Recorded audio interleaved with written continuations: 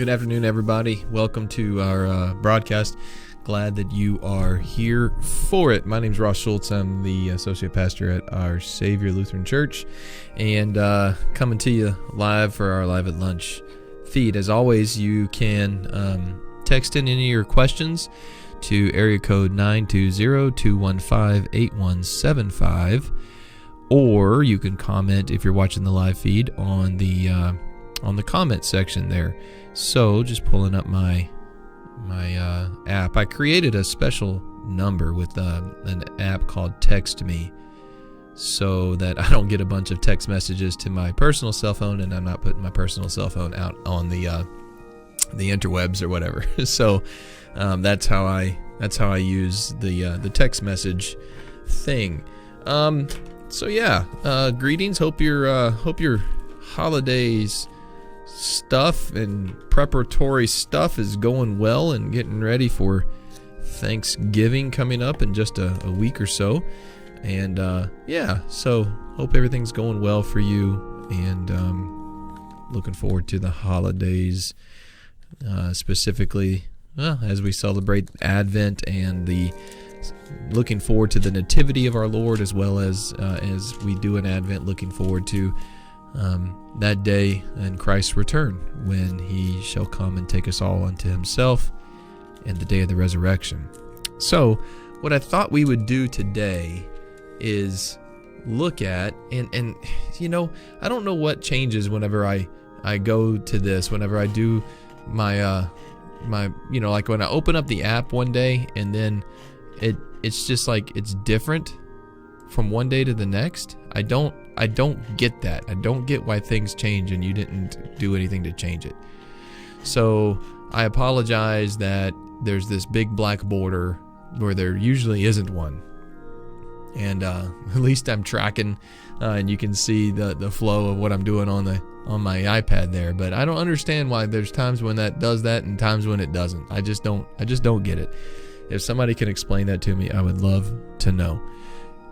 What I thought we would do today is a couple of things, and just kind of from a study standpoint, look at Deuteronomy chapter 6, specifically verse 7 here, because that was the focus of our message yesterday, was this imperative that is given to God's people to teach the words which have just been expressed in Deuteronomy 6 and Deuteronomy 7, Deuteronomy 6 and Deuteronomy 5, and the imperative that's given to do that, and then also kind of look at some Hebrew and some Greek, and just discover a little bit about how we got the Bible a little bit. So let's dive right on in. Now, you've seen me do this before, so like if I go on here and see this word "you shall," so let me highlight this. You shall teach them. Okay. This phrase right here, you shall teach them. When we go over into the Hebrew, this is where translating, you don't get word for word translations. If anybody ever tells you that, you know, you just don't get it that way. It doesn't matter what language you're talking about, right? So, words are expressed differently in different languages. That's about as far as we can go with saying that. So here, let's see this in action. So I'm going to go over here to, let's start with the Hebrew. Here we go. Hebrew text. Okay. That opening phrase all exists in that word right there. You shall teach them. You've got it all contained in this one thing. So first of all, here want to focus on. I can't get this to come up on the bottom here, but I just want you. Can I highlight that so you know where I'm looking at? So I'm looking at right there under the BDB, which means Brown Driver Briggs. Brown Driver Briggs is a book that is put together. It's updated, and it what it does is it takes the Hebrew word and it applies interpretive meaning to that, so that you know what that meaning is, or what the variety of meanings can be for that word. So it takes basically all the words that are used in the Bible, and it says, okay, for that word this is what the English meaning is. And here's the thing to always remember: meaning versus translation. All right. So the meaning of a word can have multiple meanings, and indeed, the essence of that meaning can dictate other uses of the word. So we have expressive meanings. So there's different ways that that words or phrases can be used, and they express a variety of different meaning behind them. But I always consider this, like, how hard it would be for somebody who doesn't know English at all to begin to learn English and learn proper English, and then start to try to understand how we then use those words to actually mean different things. And so I just don't have good examples of that on the top of my head right now, but I hope you can kind of understand what I'm trying to get at. So when I'm looking around the room trying to find something that has different meanings, and so anyway, so one word can have multiple, and here's the best example. Let me slide on over here for a second. I'm stuck.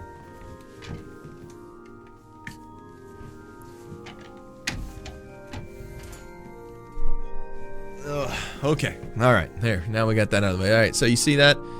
That is, everybody would know and classify that as a tobacco pipe. All right. We have it in here for when Pastor Dave and I do pastoral pipings. All right. It's just a little bit of a prop. All right. So tobacco pipe. Now let's examine the word P-I-P-E, pipe. All right.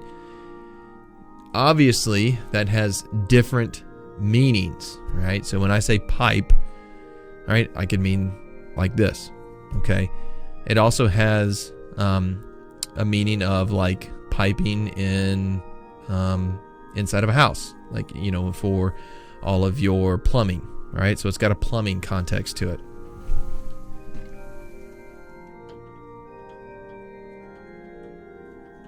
All right. So the other side of that is kind of the base. What does it mean to pipe something? So kind of this verbal aspect, to pipe it. So we can talk about that whenever we talk about, like, when I'm piping through, the DSL line, the communications line. So it's this idea of stuff flowing through the inside of something else. All right, I'm piping that through, or it's being piped. And so you kind of start to see that there are, within this word pipe, are multiple cognitive meanings behind that, okay? So this is just language, and that's true of everything. So as culture develops different ways of talking about things, it uses words, and then it uses words to kind of expound on further meaning. And sometimes the base of that word is used to bring about other kind of other meaning. So let me show you this in the text. So in Hebrew, there's always what's called a triliteral root. All right, it's a 3-letter root. So in this word that you see that I have highlighted up here, right, down on the bottom underneath where it says BDB now, you see the shanik or shanak. All right. I wonder if I can, probably if I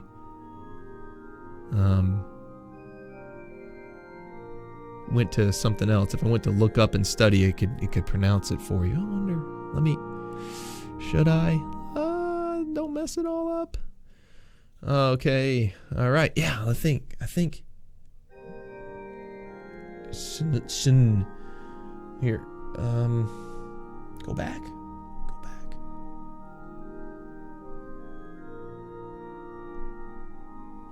I don't know. Shinen. There it is. Shinin. Did you hear it? Shinen. Shinin. Shanun. Okay. And so here's a good example. Underneath here, you can see wet or sharpen, some of the meanings behind it. And then so some of these other sources, you can kind of see the idea of what they're trying to get about in the meaning.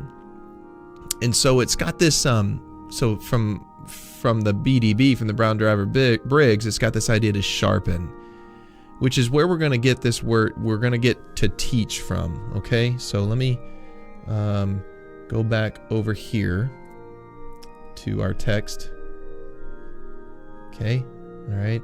So we're going to get to teach from this, to sharpen, shinin. We're going to add a few things to this, all right? And this is where Hebrew gets really confusing. And if you don't stay on top of it, then you lose all of it. So there's things that are added to the beginning, and there's things that are added to the end, all right? And in this case, we're going to see that the morphology, all right? So what is it? It is a verb. It's in the PL, perfect, second person masculine singular. All right, but there's some construct here. So this is like a shell, like so instead of an imperative, this is like this is what my people do. This is what they shall do. Okay. And so it's in the perfect tense, second person masculine singular verb. All right. So you kind of comes there at the end with the va is the and va shanin tam, va shanin tam. All right. I wish I could have it pronounce all that too for you. And you shall teach, and this is in the singular you, as we saw up here, masculine singular. All right, and then the next thing is here. Well, who am I teaching this to? And the la was at the beginning of this word. Banika is sons, so it's from bani, it means sons. Ka, and then in this construct, this plural construct, this actually means children. All right. Or to your sons, but in this case it's to your children. So you shall teach to your children, all right, and then these things, all right. So then we get here, and you shall speak of them. And it goes on further. So yeah. So in other words, these two first words here. Right here, okay. Let me go back over to our English translation. It's not what I want. Done. Here. Okay. Go back over to the English. Here we go.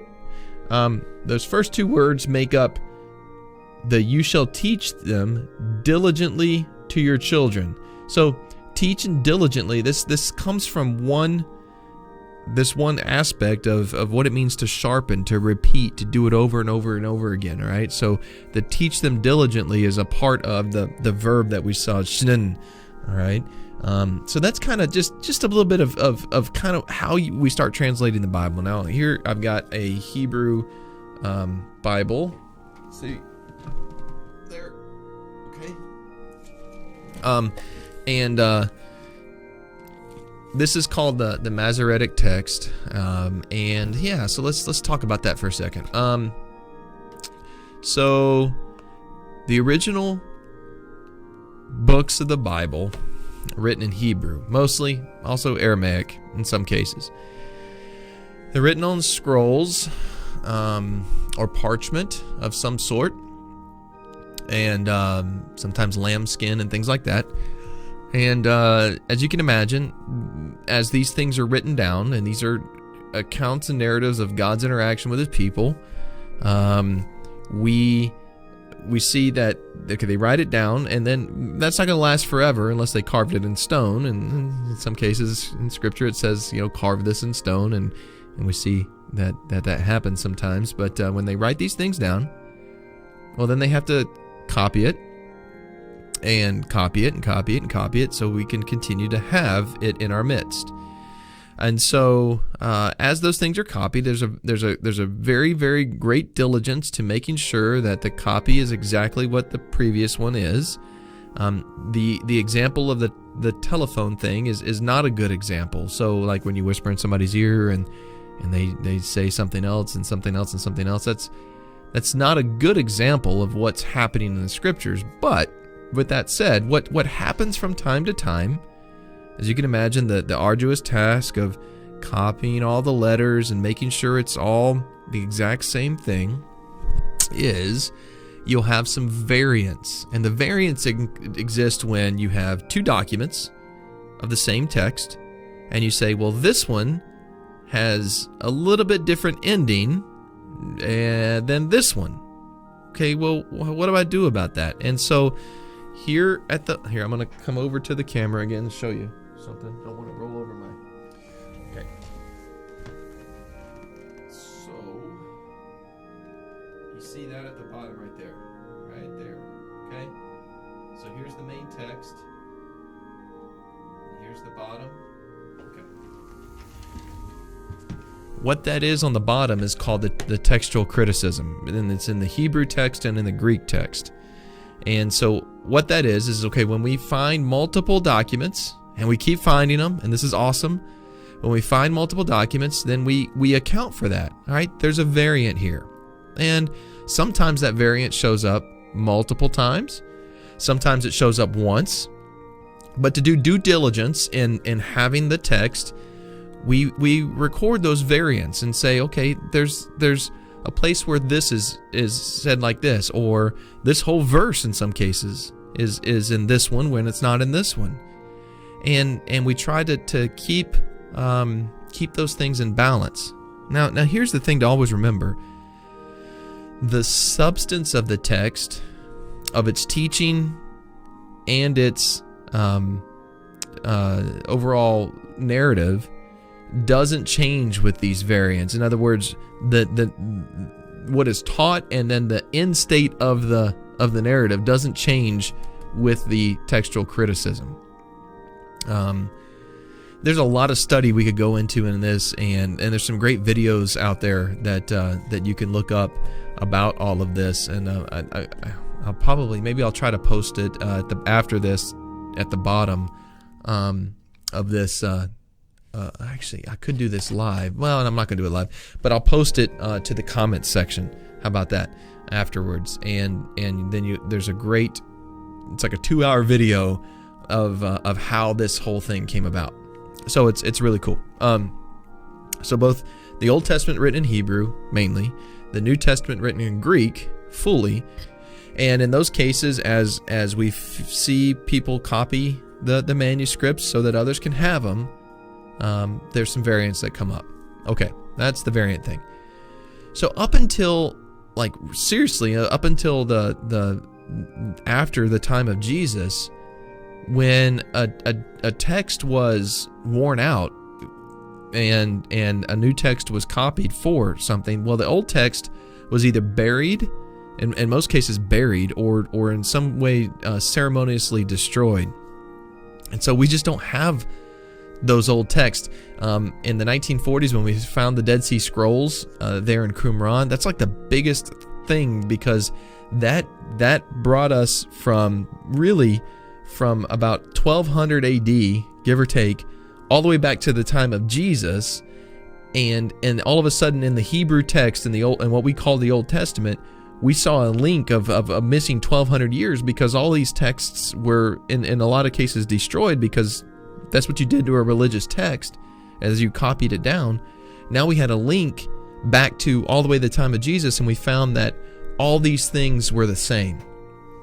In many cases, I don't want to be disingenuous, there were some like things that we discovered and some new things, not new to the Bible, but it's getting really, so there were some really cool things with that discovery, and it just showed a linkage with the past and the consistency of copying the text. And then so what happened is, over that course of time, you had some very, very dedicated people, and they were called the Masoretes. And what the Masoretes did was two things. They ensured that the text was copied as dedicated and as sound as possible, and they counted out these letters, and they were just very, very diligent in that task. The other thing was they tried to keep the oral tradition. And so they are the ones that add, if I go to back to my Hebrew text for you over here, so here, so you see the main consonants, and then you see kind of the dots and the little T sign underneath some of them, right? Those are called vowel markers. Those are the Masoretic vowel markers, and the Masoretes add those so that people know how to continuously pronounce the text, so that the pronunciation, the reading of the text, the oral tradition remains. And so that's how the early Hebrew was written, and how we get that. Now, that actually happens much later. What happens way earlier is at the time of Alexander the Great, we get what's called the Septuagint, and there's a lot of history there. Some of it kind of folktale, and some of it real. Septuagint literally means 70, and basically what happens here is 70 people, writers, writers of the text, get together at the bequest of the empire at the time, the Greek Empire, and they're putting together the library at Alexandria. And so what has been decreed is they want a library in Alexandria, Egypt, that has all of the narratives, the stories, the wisdom, the sacred texts of all these places that the Greek Empire had taken on, and they want all that together, and they want to consolidate that, and they want to consolidate it in one known language, and that language is going to be Greek. This happens about 200 years, 300 years before the time of Jesus, and so you get the Septuagint that is translated. So these scribes translate the Old Testament into the Greek. And why that's important is because not only are they translating, here's the Hebrew, and they're bringing it over into the Greek language, but they're also telling us meaning in that. And so the meaning kind of, it takes on a fuller understanding now, because we can know all the way back to then what was the meaning of the text as it was translated over into Greek. And so that's really important. And so a lot of things that come up in the New Testament, when Jesus is quoting portions of the New Testament, when Jesus is quoting portions of the Old Testament, he's quoting in many cases from the Septuagint, right? As this is recorded. And so that's important, because that reminds us that these things were known at the time of Jesus, the Septuagint and other things. And so that really brings it all together. And so, like, even in verse 7, right here in the Septuagint, and we're in chapter 6, verse 7, which starts out with a chi, and so here is this big word that we were just talking about in the Hebrew. And they've got it in here as probibases. All right, shall teach or diligently teach. Pro is like this ongoing action. Okay, so probibazo. So if I look up that word here in the Greek and go probibazo, make, step forward, lead, forward, teach. So you get that idea of what all this means, where it comes from, to repeat. So here's the two places in the Hebrew alignment. You see this here, where this word is used in a Hebrew word, okay? And so it's got this idea of ongoing action, right? And let's go back to where we were, okay? All right. Shall teach altet. So these the things. Huios, that's children. You, and this is the command you. Now here's the interesting thing. We're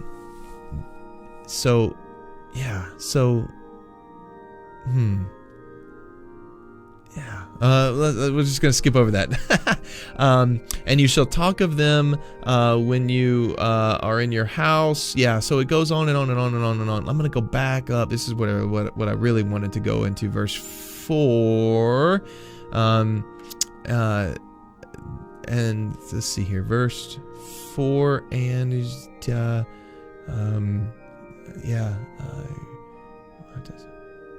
the Lord our God, the Lord is one.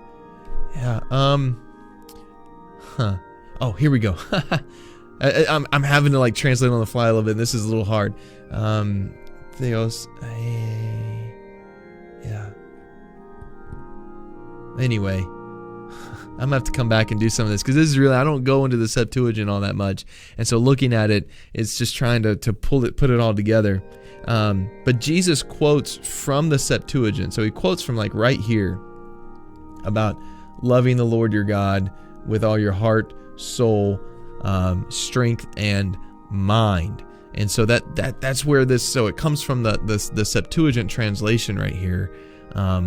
And it's just important. So you have the Septuagint that comes out of that, and then Jesus is using that at his time, and then it's also used in much of the New Testament. Now, when the New Testament's written, it's written in Greek.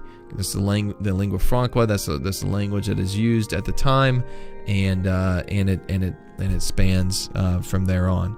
All right, I think that's good. Let's just talk a little bit about the text here for a minute. So I hope that was helpful for you in knowing just a little bit about how we got the text. Again, I'm going to put on this for you the link to that one video that really gets into that. That's very good, and I'll do that here in a second, actually, so you'll see that.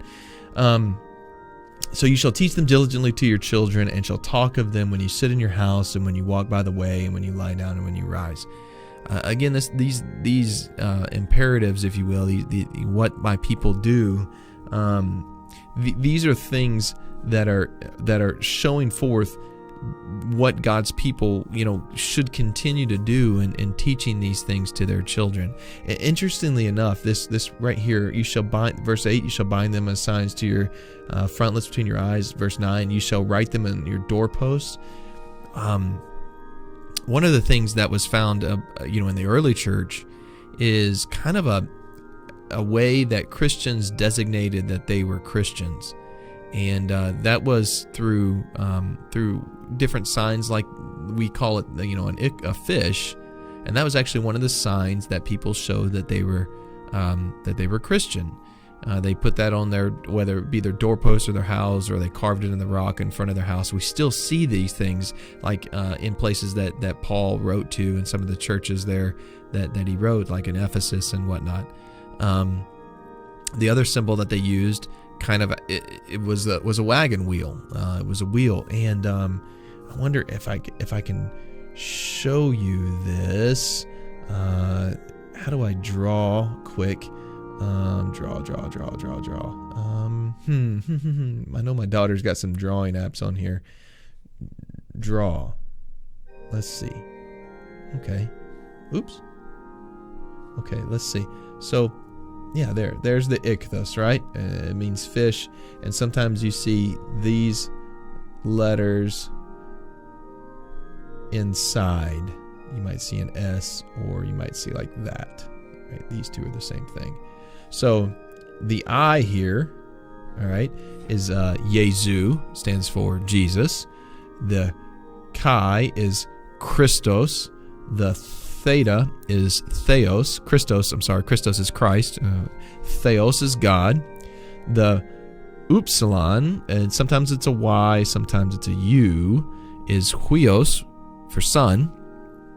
And the S, or Sigma, the ending sigma, sometimes it's like that, sometimes it's like this, all right, is Simeon, Savior, all right, so Jesus Christ, God, Son, Savior, okay, and the way then, delete all this, oops, okay, then the way that would be shown in a wagon wheel is like this, all right, so you have the circle, all right, so we're going to start with the I, all right, so we got the I. Was quite literal. They wrote these things that they would be reminded. Now, I don't know if you've ever seen a very Orthodox Jewish person. Sometimes you'll see them and they'll have little, they call them phylacteries.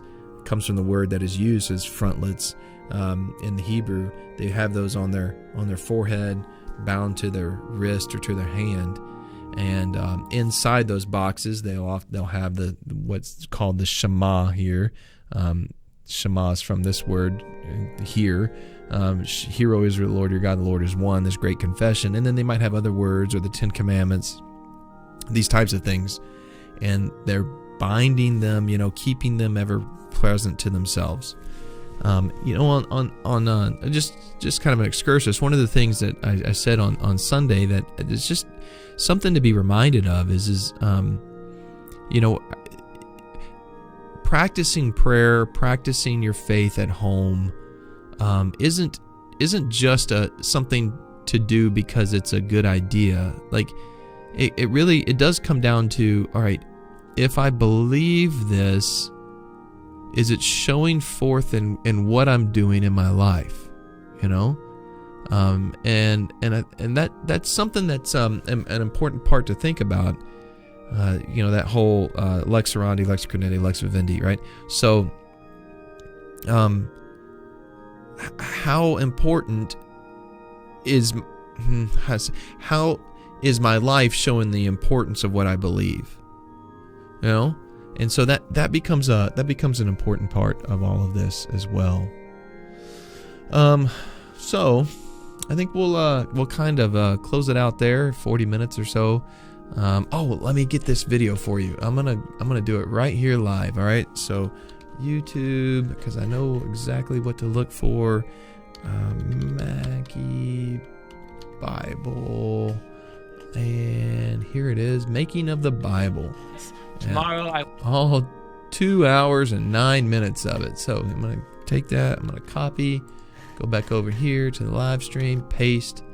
Boom, there it is. All right. So if you go follow that link in the comments there, you can go watch all 2 hours of Chris Mackey talking about how we got the Bible almost, and he really goes into a lot greater detail. He's got a whole doctorate on this stuff, all about that textual criticism and all of that stuff, and the copying of the text and the writing of the text and all that stuff. It's really, really good, really in depth. So take a look at that whenever you can. You will be glad you did. That's it. If you have any questions, again, text me anytime, 920-215-8175, or write a comment or send me an email. And hope you have a wonderful day, and we'll see you around soon. All right.